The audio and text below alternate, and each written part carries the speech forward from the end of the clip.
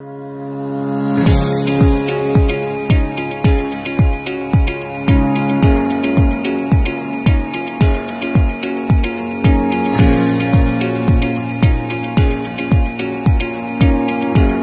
right, so today we're going to be talking about how to scale your vacation rental portfolio. And Kirby, thank you for coming on today. Yeah, it's an honor to be here. Thanks. Can you kind of walk us through how did you get started in vacation rentals? Yeah. So, I mean, it kind of goes back to, I started a little different than most. I was in the military first.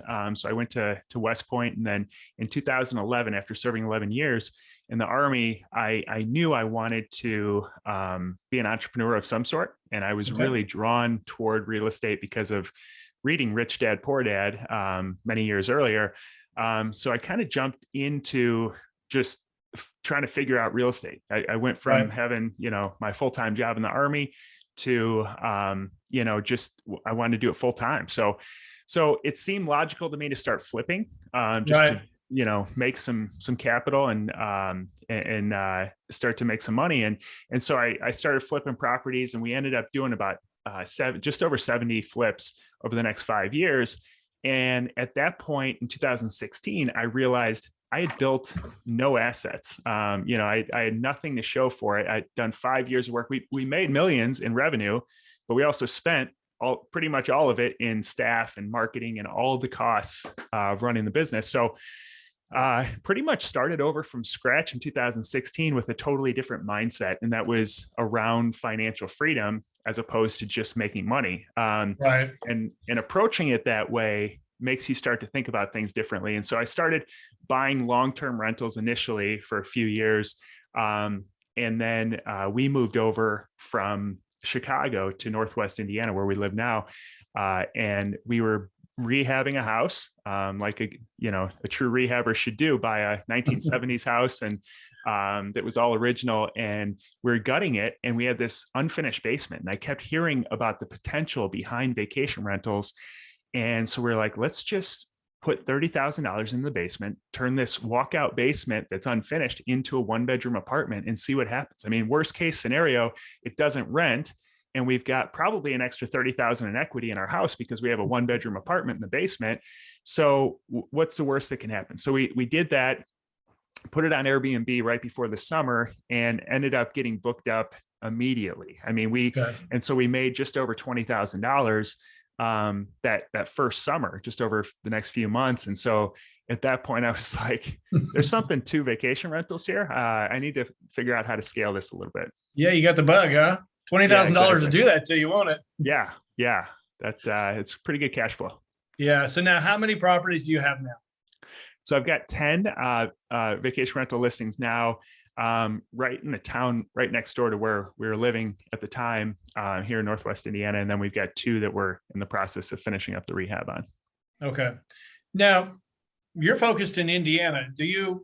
I guess, let's talk about how you scale it, because I would almost think, I mean, I don't know where Beverly Shores, or you guys, sounds like you're near a body of water somewhere, right?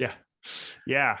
And we are, the vacation rentals are in Michigan City, which is right on the southern tip of Lake Michigan. And so there are a lot of draws. I mean, that's not like, Panama Beach, Florida, that people think of when they think of vacation rentals.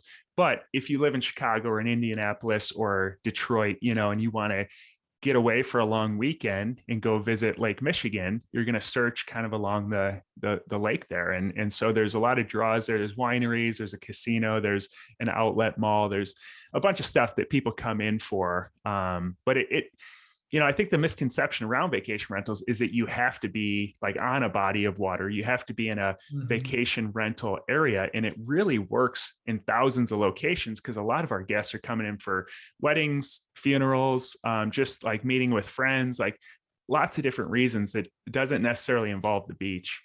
Yeah. There's from a small town in Nebraska, and there's a town just a little ways away. It's like 2,200 people. I mean, this is central Nebraska, not a body of water too far. I mean, there's a river nearby, but nobody really goes to that because it's all farmland going through it. But, they've got a commercial building, they put a unit up above and that thing stays rented out and they have an event space down below. Packed Yeah. all the time. Yeah. So you have to just figure out if there's a real desire. So how do you figure out if there is a real desire in a community? Just by what's going on in the area? Yeah. I kind of look at it as a funnel when you're trying to figure out where this works the best. So I go to airdna.co. That's one of the best, data aggregation sites for vacation rentals. So if you go to airdna.co, you don't have to pay for a subscription. I've never paid for a subscription, but just with their free data, you can put in any city or any town that you're thinking of, and they will pull in all the vacation rental data for you. So what's the average nightly rate? What's the average occupancy? How many vacation rentals there are? And so that's like a 20,000 foot view of an area. And that just tells you, is there possibility? Is there potential here? And then from there, I will go to Airbnb itself, and I'll analyze it just like I would comps on properties that I'm going to buy. Go look at properties right in the area that you're thinking about buying. What are they renting for per night? Look at their booking calendar. Are they booked a couple weeks in advance, out into the future? Look at their reviews. You can see when people stayed, what they said about the property. And it gives you a really clear picture of, if I buy in this location and this type of property, who's my ideal guest going to be? And then what can I expect in revenue and occupancy rate? Oh, that's key information. I didn't know about that. What was that website one more time? It's airdna.co. Okay, very good. Now, do you invest for appreciation or cash flow or both? What do you look for? Yeah, it's a good question. I really am primarily focused on cash flow. Okay. I'm a BRRRR type investor, so I'll buy it, rehab it, refinance it, and then do the Airbnb on it. So I'll build in equity up front, so I have a little bit of a cushion, and then the cash flow with vacation rentals is it's mind-boggling, really. I mean, there's a property that I have that would rent for $1,500 as a long-term rental. It's a single-family affordable house, and in July we're booked for 11,000 so far, with 11 days still available. We'll book $15,000 in revenue after all the Airbnb fees and everything. That's actually what's paid to us on a house that would rent for $1,500. And that's our best performing property. Most of our others, it's like $5,000, $6,000 in revenue in the summer. In the winter, it's anywhere from $1,500 to $4,000. But it's still way better than a long-term rental, the exact same property. So the cash flow is, I always say, vacation rentals are the fastest, most direct path to financial freedom, I think, within real estate investing, because with a couple of these, people are financially free in some cases. So it's pretty mind-boggling what's possible today with them. Yeah, those are some pretty amazing numbers. Now, are you, like in Santa Monica, they have restrictions. You have to be a minimum of, I think, 30 days or something like that. Are you seeing that in Michigan or in Indiana? It's case by case. Okay. And so I am a huge proponent of investing in secondary or tertiary markets, because typically the big restrictions, the hardest places to do it are in the big cities. Right. And so, some of the best performing Airbnbs out there are ones that are in these tertiary markets where, I'm an hour drive to be in the heart of Chicago. So people could literally stay in my place and work in Chicago if they wanted to, but a lot of people are working remotely. So they like the option of both, to be right outside of the city. I get the benefit of having extremely affordable housing here, super low taxes, as opposed to buying in Chicago, where it would be, 5-6 times as much for the same house. And the taxes would be massively more.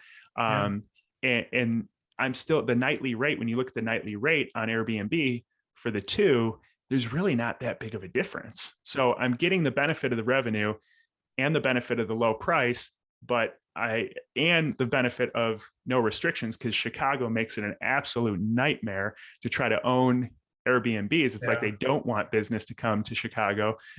So It's I'm in like, LA. I know all about yeah, that.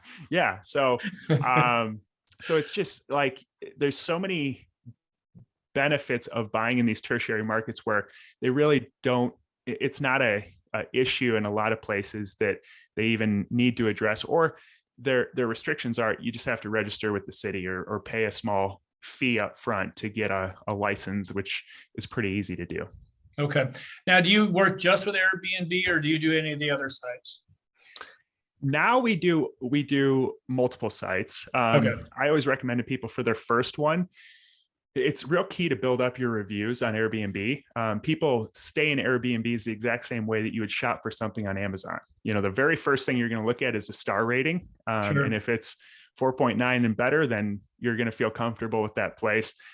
So if you try to spread yourself too thin and try to monitor all these different, they're called OTAs, different sites like VRBO and Airbnb and HomeAway, it's very there's a lot that goes into the guest communication and all that stuff. So I always recommend just start with Airbnb because it's the elephant in the room. It has the massive majority of the market share. And then as you grow, then you can bring on a property management platform like we have, that we make a change on that platform and it pushes that change out to all the different OTAs. Okay. Now, is there an amenity that you think is something that has really been standing out for you? You put anything in your property to stand out? Yeah. I wouldn't say there's, one thing that we tested was a hot tub. And I think it can, if it's the right situation, we're in a cold weather climate, obviously in the Right. winter. And so I think we do get quite a few more bookings because of that hot tub. So that's one thing, but I think it's really not one specific amenity. I think in a lot of cases, it's the combination of doing a lot of the small things right, like really quick communication, really helpful communication with the guests. We leave a bottle of wine for every guest. We have a handwritten note with their name on it, and if they're coming for an event, it's like personalized, like saying, "Hey, happy birthday! We're happy you're here." And all these like little things. We have checklists for everything. Our cleaning closet has a checklist. Our inventory, our furnishings. When we set up a property, we have a furnishing checklist, and it just makes sure that we have all these little things to where people are just like blown away, because the bar is kind of set low. There's a lot of people who wake up one morning and are like, I think it makes sense to list my house on Airbnb, and they take terrible pictures and they don't have systems for anything. So, you can really exceed people's expectations if they've stayed in some bad Airbnbs. And by doing that, it leads to much, much better ratings, and then you get rebooked more, you can charge higher prices. And it's like this upward perpetual cycle as opposed to the opposite. Okay. Did you put those checklists in place, or did your property management company? We actually manage them ourselves. You do? You self-manage? Yeah. Okay. And I say self-manage. Today we had 4 or 5 turnovers after the weekend, or actually more than that, and I'm not involved with any of it. So it's people who work on my team, all contracted, and we have a guest relations person, we have great cleaning people, we have a really good handyman, and so these people understand their job because of these checklists. And so when I look at 10 properties that paying 25% of our gross revenue, which is the average cost of a property manager for vacation rentals, I could hire a full-time staff for that amount. I mean, especially in the summer, it would be insane what I'd be paying out in property management. And for a small fraction of that, I can find a great cleaner and a great handyman and a guest relations person. And a lot of them, like our guest relations person lives in Florida. She's never been to any of our properties, but people love her. She knows our properties inside and out. She's super responsive. So you can set stuff up like that remotely because of the way that Airbnb, it's an online platform, and there's a lot that you can do remotely. So I'm a huge proponent for just putting those systems in place up front, which is a little more work up front, but it saves you a drastic amount of revenue when you look at 25% of your gross revenue. Yeah, if you can find the right team to put together to really, when you have these turnovers, I would think that'd be the way to go. I want to ask now, do you guys focus on what size buildings? Do you do 2 and 3 bedrooms? What size asset do you look at? Yeah, it's a Bigger good the question. better? We kind of experiment. So initially, the first property was like it was a 3-bed, 1-bath that I was like, this will work great as a long-term rental if what I'm seeing on Airbnb and the comps like doesn't work out. If I'm just wrong here. So that one worked really well. Right. I mean, it started booking out. But what I've noticed is we bought a property that was a 3-bedroom, 1.5 bath. It was a split level though. And so we added 2 bedrooms to the basement and a full bath to the basement and a separate living room. So now we've got 5 bedrooms, 2 pull-out couches. So it can technically sleep 13. And that one is absolutely killing it because when it comes to nightly rate, it's largely dictated by how many people you can sleep. And so you might think it's crazy in your head when you're buying a very affordable, slightly larger single family home that somebody's going to pay, up to $1,000 a night to stay in that property. But if it sleeps 13, a lot of our guests, especially in the summer, it's a grandparents, they've got their adult kids, and then they've got grandkids, and so they want to go on vacation together. They want to stay in the same house.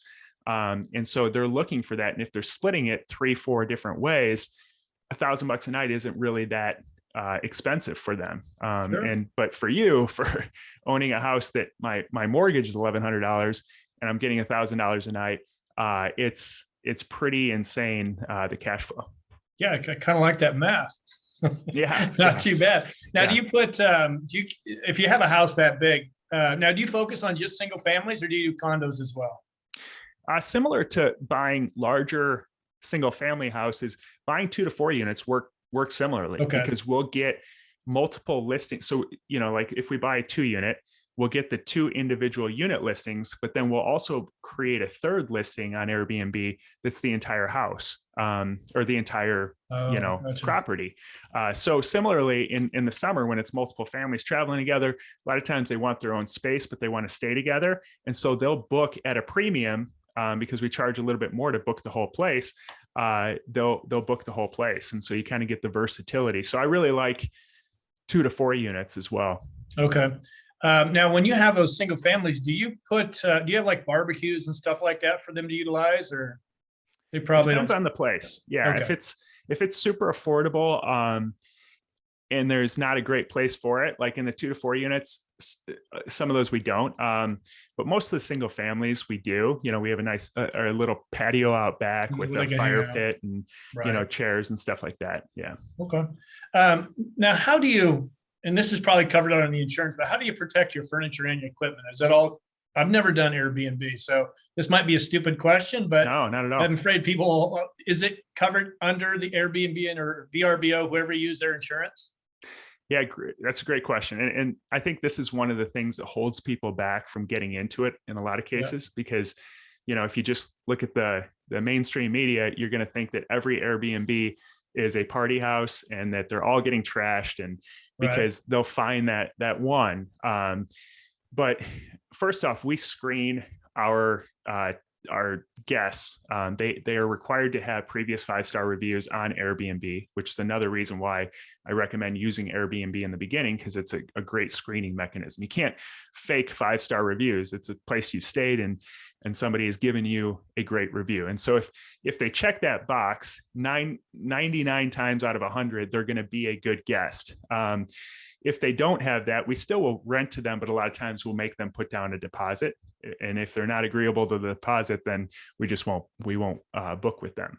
But on top of that, Airbnb has a host guarantee, it's called. So it's $1 million, essentially insurance policy that if any of your household goods get destroyed up to $1 million, that they will cover it. Now, getting it covered, you have to jump through some hoops, make sure you report it before the next guest stays. You have to have, sufficient evidence of the damage, all this stuff. But so that's one aspect. And then there's insurance, and you have to make sure you have vacation rental insurance. You can't just have renter's insurance like your typical long-term rental insurance. Yeah, Different. sure. Yeah. Yeah. So if you have long-term rental insurance on a vacation rental and you have a claim, they will laugh at you and say, oh no, you have a vacation rental. That's not what you were insured for. So Right.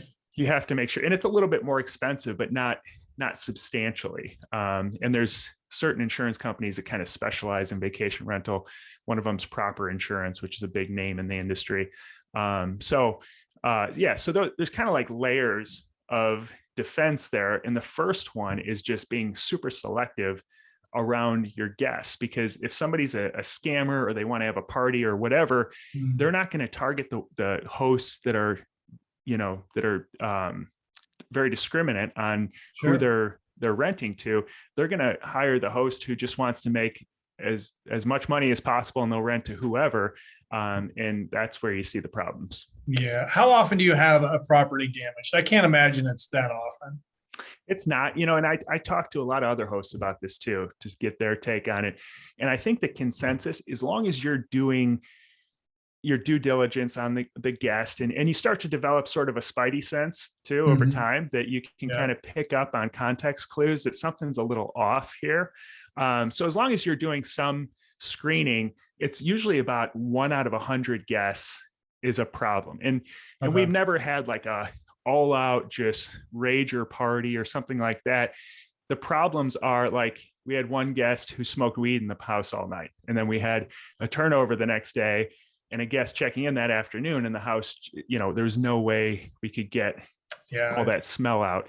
And so we'll have something like that very rarely. Typically it's great, families coming to stay in our place. They leave the house how they found it, and there's no issue. Yeah, I think the reviews are pretty good deterrent from doing a lot of damage. But yeah, now you started off with a couple of properties. You're at 10 now. What's your long-term plan? When I started, I had the idea of 30 properties was like ideal. When I got to 8, my wife and I kind of sat down and looked at, once we started doing a few vacation rentals, we looked at the numbers and we looked at what our goals were. And we decided once we get to 8, we'd feel very comfortable with me leaving my full-time job. I was a CFO of a nonprofit as well while I was, doing real estate. And so I decided after 8 to leave my full-time job because it was more than enough to pay for our bills. And so our goal now is 30, owning 10 in our business, 10 in an opportunity zone fund that I set up, because a bunch of these are actually in an opportunity zone, and then 10 in my self-directed IRA. So that's kind of how I've, that's the goal that we're working towards slowly. But it's a good goal. Yeah. It's worked out. Now, if I'm new and this is something I want to pursue, what steps should I start? And then how do you think I should possibly scale? What steps should I do to scale it? The first step that I think a lot of people don't talk about, and something that I wish I had done and not wasted 5 years of my life flipping houses, is get super, super clear on what the outcome is that you want. And to ignore vanity metrics. I think for a lot of people when they're first getting started, and this is what I did, I would go to seminars and I would listen to people who were giving maybe well-intentioned advice, but I'd pay attention to things that I thought looked like success and try to mimic that. And it was sort of that like fake it till you make it type mindset where, we looked good, but at the end of the day, when I looked at my finances, I wasn't closer to financial freedom. And so when I finally sat down in 2016 and said, why did I get into this? It wasn't to look good. I don't care how I look. It was at the end of the day, I want to be able to be here at home with my family. And, we had a dream to buy a farm. And so we ended up buying a 45-acre farm here. And we're putting actually more vacation rentals on the farm. And I got super clear about like what the vision of my life day to day would look like. And that changed everything, because then I could start working toward what I wanted my life to look like, as opposed to, how many followers I wanted or how much Yeah. millions of dollars I wanted to make in revenue. Like that, none of that matters. It's like, do I have enough to pay the bills? Okay, great. Now I can not have a boss and Yeah. kind of have the freedom to do the things that I want to do. So I think that's the most important part, is getting clear on that, because then the steps start to present themselves in the right order. Yeah, I think so too. Yeah, when you're doing flips, I mean, you're constantly starting over, right? You find the property, you Exactly. get it ready, you flip out of it, you're ground zero. Got to go back out and find something. But what you're building is a really a good base, and you can own those properties, and it's just a good way to keep that continuous cash flow coming in. Now, how are you finding these properties? Are you going through brokers? Are you scouting through? How do you find your investments? Initially, I was doing, I mean, when we were flipping, we did pretty much every type of marketing there is, yellow letters, postcards, Right. Google ads. When I got into vacation rentals, I started doing Facebook ads initially, and those worked really well. You can target basically a county, is about as drilled down as you can get on Facebook.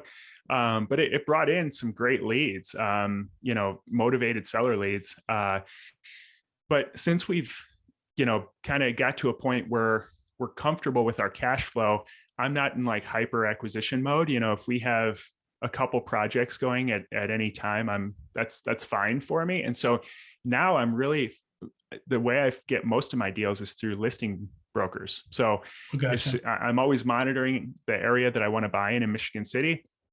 And if a new property is listed, I'll call up the listing agent and say, hey, I don't have a agent. If you want to represent the seller and me, that's great. You'll get double the commission. Can I take a look at it? And so typically they're more motivated to work with me than somebody who does, because they're getting Yep. twice the commission. Yep. And I'll take a look at it. And if that one doesn't work out, now I've got a new scout looking for me, and typically listing agents don't just list one house. They're always in conversations with sellers. Yep. And so I've gotten a lot of great deals that way, whether it's that property or they call me later and say, hey, I've got this client who's kind of a hoarder. I don't want to list this house in the MLS. Would you buy it before it's listed? And so it's really agents is a big way. Your network is your net worth, right? Yeah. Knowing all those people right. really helps. Now that you're successful and you've got this built up, it sounds like you're being very specific about the properties. When do you say, okay, we need another property? Is there a amount of money? Is there just a time frame? What makes you say, okay, we need another property? It's really my contractor. Oh, He's really? been with me. Yeah, he's been with me. It's a Hispanic guy and his brother, and they don't read or write English real well. Right. So they speak English, but they can't like really market themselves well. And so Right. they were kind of looking for a good client to work with who's going to continue to feed them properties. And I was looking for a great contractor to work with who's a hard Beautiful. worker and trustworthy. Yep. And so it was a perfect relationship. We found each other probably 5 years ago now.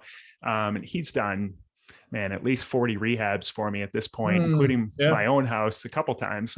Okay. So I try to keep him busy. He's, it's a small shop, so they don't want a ton of deals. They work fast, but they want to know that there's another deal lined up. And so, so it's well worth it to me to find a deal. Sometimes I'll buy a deal that doesn't even have as much meat on the bone as I'd like, just to have another one going, because I know the benefit of I've gone through a lot of terrible contractors and have all kinds of horror stories.